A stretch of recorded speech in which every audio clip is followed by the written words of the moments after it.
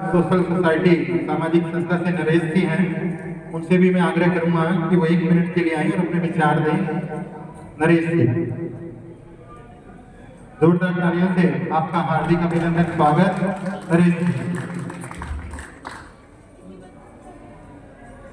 बहुत बहुत धन्यवाद रुकड़ा सोशल सोसाइटी को आज के इस प्रांगण में आमंत्रित करने के लिए।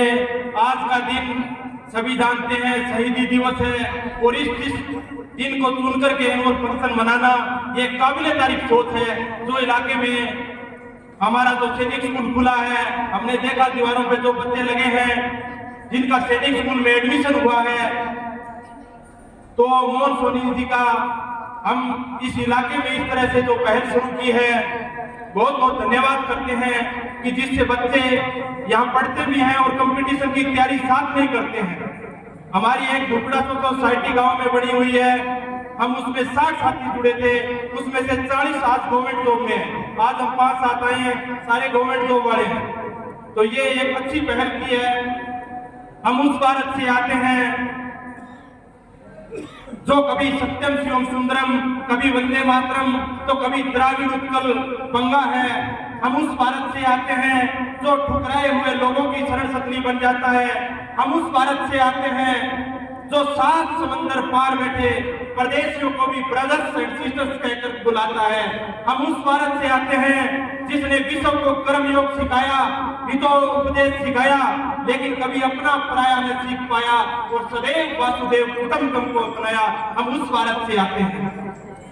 कोई पूछे हमारे बारे में शहीदी दिवस पर, कोई पूछे हमारे बारे में, तो हमारी एक पहचान लिख देना, उठाना कोई नुकीला हथियार और छाती पे हिंदुस्तान लिख देना और बताओ लहू हमारे जिस्म में। और कोई पूछे हमारे बारे में कि था वो पागल कौन, तो क्रांतिकारियों का चेला और भगत सिंह का गुलाम लिख देना और बताओ लहू हमारे जिस्म में, निकालना फेंकना जमीन पे और माँ तुझे सलाम लिख देना। आज हमारे बीच में अभिभावक बैठे हैं बच्चों के। मैं तो सिर्फ एक कहानी के माध्यम से उनको ये बात बताना चाहूंगा कि जिस प्रकार से पक्षी होते हैं, पक्षियों में एक बाज होता है जिसको हम शाहीन बाग जो पक्षियों का राजा ही मानते हैं, किस प्रकार से अपने बच्चे को वो ट्रेनिंग देता है।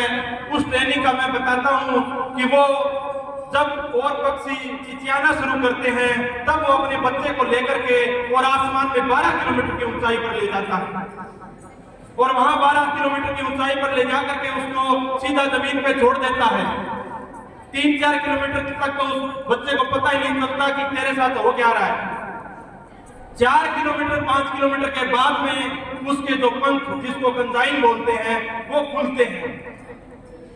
धरती से जब 2-3 किलोमीटर की दूरी पर होता है तो वो थोड़ा फड़फड़ाना शुरू करता है। उसके बाद में जब वो 1 किलोमीटर पे आता है तो उसको लगता है कि हम बहुत तेरे नजदीक हैं, अब या तो उड़ या मरेगा।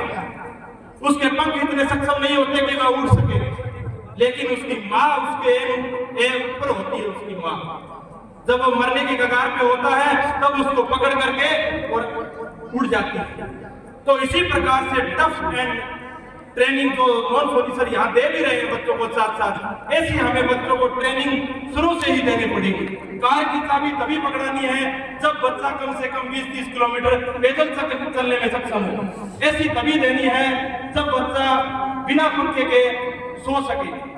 जय हिंद, जय भारत, धन्यवाद।